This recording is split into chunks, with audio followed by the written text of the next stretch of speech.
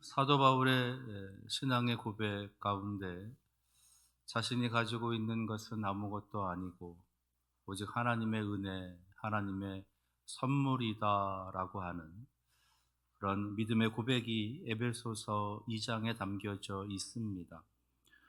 너희는 그 은혜에 의하여 믿음으로 말미암아 구원을 받았으니 이것은 너희에게서 난 것이 아니요 하나님의 선물이라. 행위에서 난 것이 아니니 이는 누구든지 자랑하지 못하게 함이라.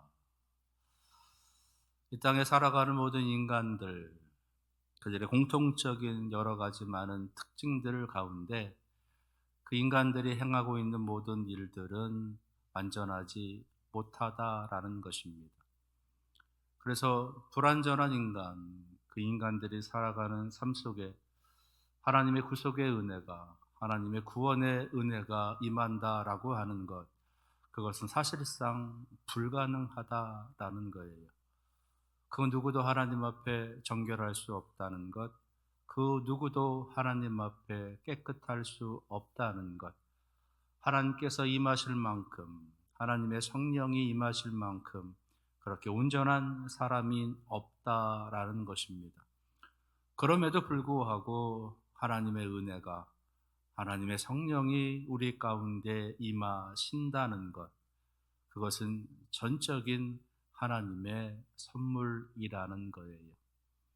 비록 더럽지만, 비록 죄되지만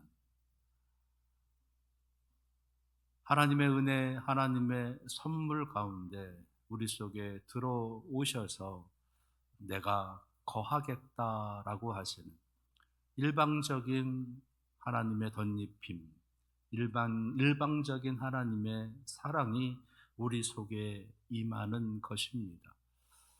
그래서 우리가 하나님의 자녀가 되었던 것이고, 그래서 우리가 하나님의 자녀로 살아가고 있는 것이지요. 그런데 안타까운 것은 그런 우리들 스스로를 너무 완전한 것처럼 여기며 살아간다는 것입니다. 그래서 서로가 서로를 향한 그릇된 시선을 가지고, 서로가 서로를 향한 잘못된 판단을 가지고 정죄하고 서로 비판하며 서로 상처 주고 서로 핥히면서 살아간다라는 것입니다. 그렇게 살아가는 이 세상 가운데 여전히 하나님께서는 임하십니다. 여전히 하나님의 은혜로, 여전히 하나님의 선물로, 여전히 하나님의 사랑으로 우리들 가운데 임하여 주셔서 하나님의 거룩한 성도들이 이 땅 가운데 믿음을 지키며 살아가도록 돕고 계시다라는 것이에요. 우리는 그것을 잊지 않아야 됩니다. 우리의 행위에 의해서 우리에게 임하시는 것이 아니라, 우리가 살아가는 삶의 모습이 너무 깨끗하고 정결해서 우리 가운데 들어오시는 것이 아니라 전적인 하나님의 은혜인 것을, 전적인 하나님의 선물인 것을 기억하면서 선물로 베풀어 주시는, 은혜로 우리 가운데 임하시는 그 하나님께 감사할 수 있어야 되겠다라는 것, 그것이 우리 성도들이 살아가는 삶의 모습이어야 합니다. 오늘 그러한 은혜가 여러분들에게 임할 수 있기를 바랍니다. 성경 속에는 우리들 생각에는 참 바르고 올바른 그런 믿음의 삶을 살았었던 신앙의 많은 사람들을 우리에게 소개해 줍니다. 그래서 우리에게 도전이 되고 우리에게 귀감이 되고 우리의 삶의 본보기, 우리 신앙의 멘토가 되게 하는 그런 많은 신앙의 인물들이 기록되어져 있습니다. 오늘 함께 읽은 사무엘상 21장, 이 속에 담겨져 있는 다윗이라고 하는 그 인물도 또한 위대한 신앙의 인물로 우리들에게 알려져 있는 거지요. 다윗을 생각하면서 다윗을 신앙의 귀감으로, 신앙의 도전으로 여기면서 다윗처럼 살아가기를, 다윗처럼 하나님께 쓰임 받기를 원하고 기도하기도 합니다. 또는 우리 가정이, 우리의 가문이, 나아가 우리 자녀들이 다윗과 같은 그러한 가정, 그러한 가문, 그러한 사람이 되어지기를 기도하기도 합니다. 그런데 오늘 말씀 속에서 우리가 만나게 되는 다윗은 썩 그렇게 바람직하다라고 할 수 없는 일을 하고 있다는 거예요. 오늘 말씀 사무엘상 21장은 다윗이 사울이라고 하는 왕을 피해서 도망 다니는 그 여정의 한 과정을 우리에게 보여주고 있습니다. 먼저는 노비라고 하는 곳으로 도망을 치고, 이번에는 두 번째는 블레셋이라고 하는 곳, 가드라고 하는 곳으로 도망치고 있는 다윗의 모습을 보입니다. 그런데 도망을 치면서 사울 왕으로부터 자신의 생명을 지키기 위한 어떤 특별한 지혜들을, 마치 특별한 어떤 행동들을 하고 있는 그 다윗의 모습을 우리가 보게 되는데, 말씀드린 것처럼 신앙의 위인답지 않은, 신앙의 영웅답지 않은 그런 행위를 하고 있다라는 거예요. 노비라고 하는 곳에서 아히멜렉이라고 하는 제사장 앞에 섰을 때 다윗은 서슴지 않고 거짓말을 합니다. 지금 다윗은 사울로부터 도망치고 있어요. 그런데 오늘 말씀에 다윗이 하고 있는 이야기를 들어보면, 다윗은 지금 사울에게서 도망치는 것이 아니라 사울로부터 특별한 임무를 받아서 아주 몰래 숨어 잠적하면서 사울로부터 그 중요한 임무를 실행하고 있는 것 같은, 어떤 특별한 임무를 부여받은 것 같은 그런 이야기를 하고 있다라는 거지요. 비밀스러운 작전을 하고 있다라는 거. 그래서 아무도 나와 함께 하지 않고 비밀리에 그 사람들과 함께 어떤 곳에서 또 모이게 될 것이다 라고 하는 것을 이 아히멜렉이라고 하는 제사장에게 말하고 있습니다. 자신이 사울로부터 억울한 누명을 쓰고 또는 억울함을 당하면서 죽음의 위기에 놓여 있다라고 정직하게, 솔직하게 말하고 있는 것이 아니라, 혹여나 아히멜렉이 자신의 거짓말을 이제 속아주게 되면 자신에게 도움이 될 수 있지 않을까라고 하는 판단에서 아히멜렉에게 거짓말을 하고 있다라는 거지요. 그런데 다행히도 그 거짓말이 통했다는 겁니다. 그래서 아히멜렉에게서 떡도 얻게 되고, 이 자신이 죽였던 골리앗의 칼도 얻게 되어지는, 무기를 얻게 되어지는 그런 모습이 되었다라는 거지요. 그리고 나서 이제 다윗이 이어서 도망친 곳이 블레셋 땅 가드라고 하는 곳입니다. 그곳에 도망간 이 다윗이 가드왕 아기스 앞에서 행하고 있는 그 일이 무엇이냐? 오늘 13절 말씀에 함께 읽었던 것처럼 미친 척을 하고 있다는 거예요. 13절, 그들 앞에서 그의 행동을 변하여 미친 채 하고 대문짝에 그적거리며 침을 수염에 흘리며 그랬습니다. 미친 척을 했다. 극적거렸다. 침도 흘렸다. 그것도 더더군다나 이방 나라 블레셋이라고 하는 가드 왕 아기스 앞에서 그런 처참한 모습을 보였다라는 겁니다. 기억하시겠지만 이 가드 왕과의 블레셋과의 전투 중에서 사실은 다윗이 위대한 승리를 거두었던 사람이에요.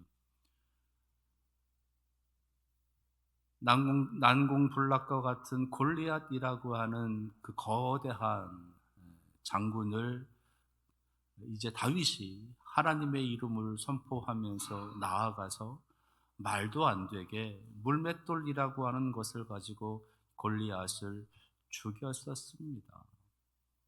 그 골리앗의 고향이 가드예요. 그러니까 그 자신의 대적의 고향에 들어가서 지금 살기 위해서 미친 척을 하고 있다는 거예요.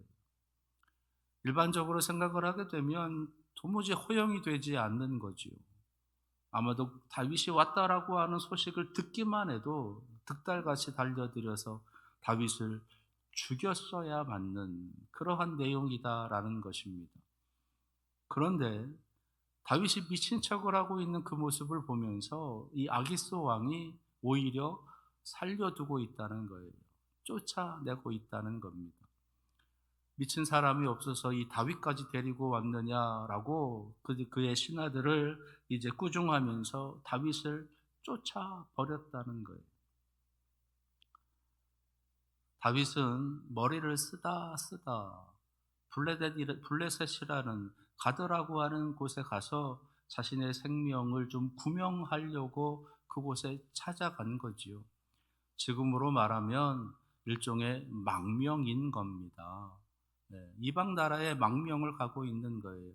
더군다나 자신은 지금 골리앗이라고 하는 그 엄청난 장수를 죽인 사람이거든요.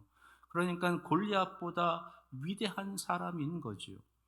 블레셋에게 번번이 전쟁에서 이제 패전을 안겨 주었던 적군의 위대한 장군이 지금 자신에게 찾아왔다는 겁니다. 아기스 입장에서는 그 다윗과 손을 잡으면 이스라엘을 언제든지 다시 침략해서 승리할 수 있을 엄청난 전력이 이제 찾아왔다는 거예요. 그런데 아기스는 그걸 받아들이지 않는 거죠. 오히려 죽이려 하는 것입니다. 그때 다윗이 한 행동이 미친 척이었다라는 거예요. 다윗은 지금 이렇게 자신의 생존을 위해서 거짓말, 그리고 염치를 불구하고 이방 나라의 망명을 시도하고 그조차 되지 않자 이제는 미친 척까지 하고 있는 그 모습을 보이고 있다는 거예요. 참 어찌 보면 너무 부끄럽기도 하고, 어떻게 하나님이 쓰시는 하나님의 사람이 이럴 수 있을까 싶을 정도로 나약한 모습을 보이고 있다는 겁니다. 우리 생각에서는 믿음의 사람인데, 하나님께서 쓰시는 사람인데 적어도 이 정도는 되지 않았어야 되는 것은 아닌가. 아히멜렉 제사장 앞에 나아갔을 때 당당하게 나의 지금 도망침은, 내가 지금 이곳에 온 이유는 이 사울이 자신을 억울하게 죽이려고 하고 있는 그 이유 때문에 내가 이곳으로 도망친 것이다. 그러니 당신이 나를 좀 도와달라. 그것이 하나님의 뜻이다. 라고 당당하게 말했더라면이라고 하는 그런 아쉬움도 생길 만큼, 자신이 죽인 골리앗의 고향 땅 그 가드라고 하는 이방 나라에는 아예 들어갈 생각조차 하지 말았어야 되는 것은 아닌가라고 하는 그러한 아쉬움. 그러니 연약한 다윗의 모습, 정말로 창피하기까지도 할 수 있는 그런 다윗의 모습을 그대로 우리에게 보여주고 계시다라는 거예요. 그런데 다윗만 이런 모습을 가지고 살아가느냐라는 거지요. 다윗만 이런 모습으로 살아가느냐. 우리들의 모습도 다윗과 크게 다르지 않더라라는 겁니다. 우리는 많은 거짓과 가까이 하면서 살아갑니다. 많은 거짓말들을 하면서 살아갑니다. 진실이 드러나고 있음에도 불구하고, 진실이 무엇인지를 알고 있음에도 불구하고 그것이 진실이다라고 말하지 않고, 그것이 진실이다 주장하지 않고, 그것이 진실이다라고 하는 편에 서지 않으면서 진실을 외면하고 진실을 눈 감고 진실과 멀어진 채 살아가는 것, 그것이 바로 우리들의 거짓된 삶의 모습이기도 하다는 거예요.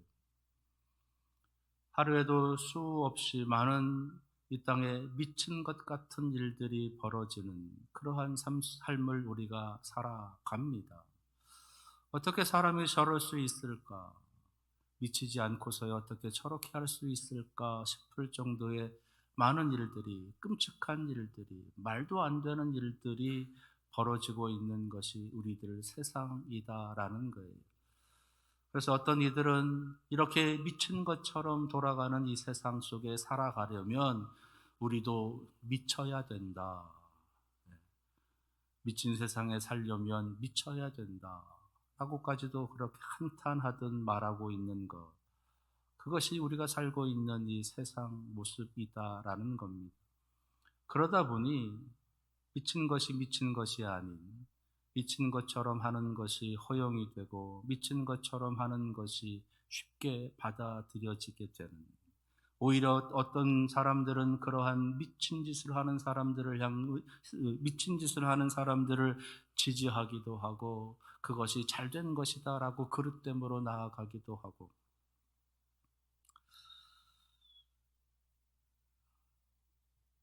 성경은 이런 인간의 아주 안타까운 모습, 인간의 어떤 신랄한 모습, 이 모든 것들을 숨기지 않으십니다. 그것이 아무리 위대한 신앙의 인물로 지금까지도 많은 사람들에게 추앙받는 인물이라 하더라도 성경은 전혀 그런 것에 대해서 숨기지 않으세요. 그러시면서 그 모든 것들을 그대로 다 보여주고 계십니다. 다윗이라는 이 성경 속에 아주 신앙의 위대한 인물, 그의 부끄러운 점, 그의 그릇된 점, 그의 인간적인 모든 면들 더 숨겨서 더 어떤 마치 신적인 존재와 같은, 많은 사람들에게 위인이다, 신앙의 어떤 영웅이다라고 존경받을 수 있을 만한 그러한 일들로 만들어 놓았으면 오히려 더 좋았을 것 같은 그런 다윗의 모습을 하나님께서는 그리지 않고 계시다는 거예요. 아주 신랄하게 그의 그릇됨의 모습까지 다 그대로 보여주고 계시다라는 겁니다. 왜냐하면 그것이 불완전한 인간들이기 때문인 거예요. 다윗이라고 하는 인물도, 사울이라고 하는 인물도, 바울이라고 하는 사람도, 베드로라고 하는 사람도, 성경에 기록되어져 있는 수많은 신앙의 사람들, 그들 모두는 다 불완전하다라는 것입니다. 결코 완전히 의로울 수도 없고 완전히 깨끗할 수도 없고 완전히 선할 수도 없는 것이 모든 사람의 모습이다. 의인은 없나니 하나도 없다. 모든 사람이 죄를 범하였음에, 이것이 하나님께서 우리에게 가르쳐 주시는 우리 인간에 대한 하나님의 말씀이신 거예요. 모든 인간은 불완전합니다. 모든 인간은 스스로 완전할 수 없습니다. 따라서 그 어떤 인간도 완전한 것 같은, 그 어떤 인간도 완전한 의로움을 가진 것 같은 그러한 존경과 그러한 추앙을 받을 수 없다라는 것, 그것을 알려주시는 거예요. 그리고 더 나아가서 인간은 절대로 신이 될 수 없다라는 것을 알려주시는 겁니다. 인간은 신이 아니라, 신적인 존재가 아니라 신앙의 믿음의 대상이 아니다라는 것을 알려주시는 거예요. 그래서 우리가 의지할 분은 오직 여호와 하나님이시다. 오직 여호와 하나님이시다. 인간들은 자신들이 가지고 있지 않은 어떤 특별한 것들을 가지고 있는 그런 것들을 의지하려고 하는 그런 성향이 있습니다. 자신을 지켜줄 것 같은, 자신을 보호해 줄 것 같은, 자신의 생존에 도움이 될 것 같은 그러한 것들에 대해서 의지하고, 그러한 것들을 좋아하고, 그러한 것들을 추구하는 그런 모습이 있다는 거예요. 그것이 사람이 되었든, 그것이 권력이 되었든, 그것이 어떤 직분이 되었든, 그것이 어떤 물질이 되었든, 사람들은 그런 것들을 맹목적으로 따라간다는 거죠. 돈의 지배를 당하고, 권력의 지배를 당하고, 사람에게 지배를 당하기도 한다는 겁니다. 하나님께서는 우리들의 이 인간의 어떤 이런 나약함의 모습을 적나라하게 우리들에게 보여주시면서 너희들이 의지하려고 하는 것, 그 또한 마찬가지로 아무것도 아닌 것이다 라는 것을 우리에게 알려주시는 거예요.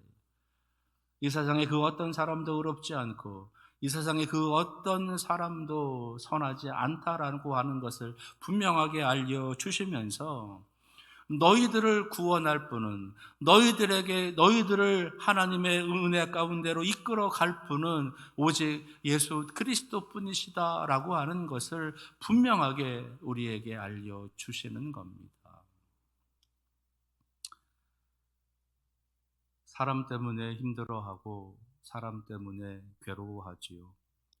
사람 때문에 실망하고 사람 때문에 시험 들고 사람 때문에 포기합니다. 그리고 사람에 대해서 그 사람이 다른 사람에 의해서 죽음까지도 생각하게 되는 것. 그런 안타까운 세상을 여전히 살아가야 될 우리들을 향해서 너희들이 믿어야 할 것은 오직 여호와 하나님뿐이시다. 너희들이 의지해야 할 것은 오직 예수 그리스도 뿐이시다라는 것을 오늘 이 다윗이라고 하는 신앙의 위대한 인물의 이 연약함의 모습, 부끄러운 모습을 우리에게 보여주시면서 말씀해 주시는 겁니다. 사람은 믿음의 대상이 아니라 그저 사랑의 대상일 뿐인 거예요. 다시 한번 그것을 명심하시면서 이 땅 가운데 살아가는 모든 사람들, 그 사람들에 대한 의지, 그 사람에 대한 어떤 추종, 그 모든 시선을 우리가 하나님께로 바꿀 수 있어야 되겠습니다. 오직 하나님만을 바라볼 줄 아는 시선, 오직 하나님만 의지하는 우리들의 믿음의 모습, 그 모습을 온전히 지켜가시기를 바랍니다. 그리고 함께하는 우리 신앙 공동체 속에 함께 생활하고 있는 우리 성도들을 향해서는 그저 사랑하고 그저 이해하고 섬기고 그리고 서로 용서하면서 서로 용납하면서 나아가는 그런 신앙의 자세를 우리가 또 한 번 가져야 되겠습니다. 그 말씀을 오늘 이 다윗이라고 하는 우리들에게 도전이 되고 모범이 되어졌었던 그 다윗의 연약함의 모습을 보여주시면서 너희들은 이러한 연약함 가운데서도 이 연약함을 바꾸셔서 강하게 하시고 그의 삶을 하나님이 쓰시는 거룩한 도구로 이끌어 가시는 그 하나님만을 바라보기를 원한다라고 하시는 그 말씀을 기억하면서 오늘도 믿음으로 하나님을 향해 한 걸음 더 나아갈 수 있는 우리 사랑하시는 성도들 되시기를 바랍니다. 기도하겠습니다. 불완전한 인간의 모습을 보여주십니다. 그러나 그가 변하여 위대한 신앙의 스승이 되었습니다. 이 땅에 살아가는 우리들의 연약함의 모습이 여전히 보여집니다. 그러나 그들도 또한 변화되어 신앙의 위인이 될 수도 있습니다.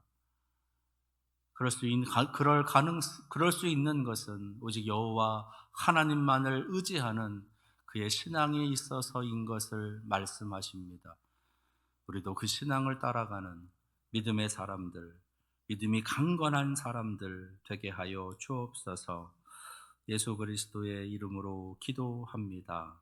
아멘.